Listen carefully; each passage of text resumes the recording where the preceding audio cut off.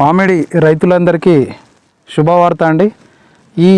ఇప్పుడు గత వారం నుంచి మనం చూస్తున్నట్లయితే మామిడిలో పూత అనేది రావడం స్టార్ట్ అయిపోయింది. అది మల్లిక, దశేరి, కేసర్ ఇలా బెనిషాన్లో కొంత ఎక్కువ రాలేదు. సో అలా వెరైటీస్లో ఫ్లవరింగ్ రావడం అనేది స్టార్ట్ అయిపోయింది. సో మామిడి రైతులకి ఇది అలర్ట్ అన్నమాట. సో ఎవరైతే first spray, second spray complete చేయకపోతే కంప్లీట్ చేయండి. మనం గత వీడియోలలో ఫస్ట్ స్ప్రే ఏంటి, సెకండ్ స్ప్రే ఏంటి అనేది మీకు చాలా క్లియర్గా ఎక్స్ప్లెయిన్ చేశాను. సో ఫార్మింగ్ కన్సల్టెంట్ ఛానల్కి మామిడి రైతులందరికీ స్వాగతం, సుస్వాగతం. మీరు తరచూ ఈ ఛానల్ని చూస్తూ ఇలాంటి వాల్యుబుల్ ఇన్ఫర్మేషన్ తెలుసుకుంటూ మీ తోటల్లో కావాల్సినటువంటి చర్యలన్నీ సకాలంలో చేపడుతూ మంచి పూత ఖాతా రప్పించుకొని అలాగే మంచి దిగుబడి పొందడానికి ఈ ఛానల్ మీకు చాలా సపోర్ట్ అవుతుంది. సో ఈ ఛానల్ని సబ్స్క్రైబ్ చేసుకోవడం, అలాగే బెల్ ఐకాన్ నొక్కి మనం చేసే ప్రతి వీడియో మీకు వచ్చే విధంగా క్లిక్ చేసుకొని అట్లే షేర్ కూడా చేస్తుండండి మీ ఫ్యామిలీ, ఫ్రెండ్స్, అట్లా ఎవరైతే మామిడి తోటలు ఉంటాయో వాళ్ళందరికీ కూడా ఈ వీడియోస్ షేర్ చేయండి. ఇప్పుడు ప్రస్తుతం అయితే ఎవరైతే బడ్ మూవ్ అవుతూ చాలామందికి పచ్చిపూతలు అయితే వస్తున్నాయండి. పచ్చిపూతల పైన ఖచ్చితంగా మీ ఈ స్ప్రే చేయండి. పచ్చిపూతల పైన మీరు చేయాల్సిన ఇంకో పని ఏమిటంటే తడి ఇవ్వండి. ఒక తడి ఇచ్చి ఆపేసేయండి, కంటిన్యూగా వేయకండి. కంటిన్యూగా వేస్తే మనకి మిగతా తేనె మంచు కానివ్వండి, పౌడర్ మిల్ కానివ్వండి, నెక్స్ట్ వచ్చే సమస్యలు పెరుగుతూ ఉంటాయి. వాటిని దృష్టిలో పెట్టుకొని ఖచ్చితంగా తేమ ఉన్న వాళ్ళైతే ఇవ్వకండి. తేమ ఒకసారి మనం చెక్ చేసుకోండి.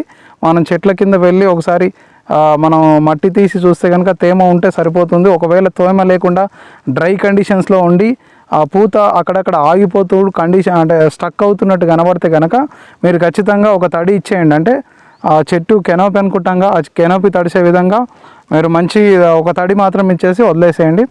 సో డ్రిప్తో అయితే పర్ఫెక్ట్ అనిపించదు, ఎందుకంటే డ్రిప్ అనేది కొంత పర్టికులర్ ఏరియానే తడుస్తుంది, మిగతా ఏరియా తడవడానికి అవకాశం ఉండదు. అట్లే కంటిన్యూస్ ఇరిగేషన్ కూడా మనం ఇవ్వడానికి లేదు, ఎందుకంటే ఆ వస్తున్న ఫ్లవర్ బడ్ మూవ్ అవ్వడం కోసం మనం ఇచ్చేటటువంటి ఇరిగేషన్ ఇది. సో పర్టికులర్గా ఇది గుర్తుపెట్టుకొని నీటి తడి అనేది ఏ విధంగా ఇచ్చుకోవాలనేది మీరు కొంచెం నేను చెప్పిన విధంగా చేసుకుంటే ఆ వచ్చే పూత కొంచెం త్వరగా వచ్చి మంచిగా ఓపెన్ అయిపోయే ఛాన్సెస్ ఉంటాయి. కానీ దానికంటే ముందు ఆ నేను చెప్పినటువంటి 2 స్ప్రేలు కంప్లీట్ చేసుకోండి. నిజంగానే ఇప్పుడు మామిడి రైతులకి ఇది శుభవార్తనే. మంచి అంటే ఇది ఫస్ట్ ఫ్లవర్ అనేది మీకు ఇప్పుడు వస్తే మీరు ఖచ్చితంగా ఎర్లీ కటింగ్ అయితే జరిగే ఛాన్సెస్ ఉంటాయి. సో అలర్ట్ అవ్వండి. మీ తోటల్లో ఒకవేళ స్ప్రేలు చేయకపోతే ఇమ్మీడియట్గా చేయండి. నేను చూస్తున్నాను కొంతమంది ఫస్ట్ స్ప్రే చేసి చాలా గ్యాప్ ఇచ్చారు, సెకండ్ స్ప్రే కూడా చేయలేదు. సెకండ్ స్ప్రేలు చేయని వాళ్ళు సెకండ్ స్ప్రే చేయండి. సో ఫస్ట్, సెకండ్ స్ప్రేలు ఏం చేయాలనేది మనం ఎక్స్ప్లెయిన్ చేసాం. నెక్స్ట్ స్ప్రేలు ఏంటి అనేది మనకు వచ్చే సమస్యలను బట్టి ఇప్పుడు కొంత అందరికీ తేనె మంచు అనేది కనబడట్లేదు. అక్కడక్కడ తేనె మంచు ఉన్న వాళ్ళకి కూడా ఏం స్ప్రే చేయాలనేది కూడా మనం చెప్పాం. సో అది కూడా జాగ్రత్తగా చేసుకోండి. కానీ ఈసారి ఫ్లవర్ వస్తుంది కాబట్టి నేను చెప్పినట్టు స్ప్రేలు అయితే కంప్లీట్ చేసి ఈ వీడియో కేవలం ఫ్లవరింగ్ వస్తుంది, రైతులు అలర్ట్గా ఉండి మీ తోటల్లో రాకపోతే అవి చూసుకోవడానికే నేను చేస్తున్నటువంటి వీడియో అండి.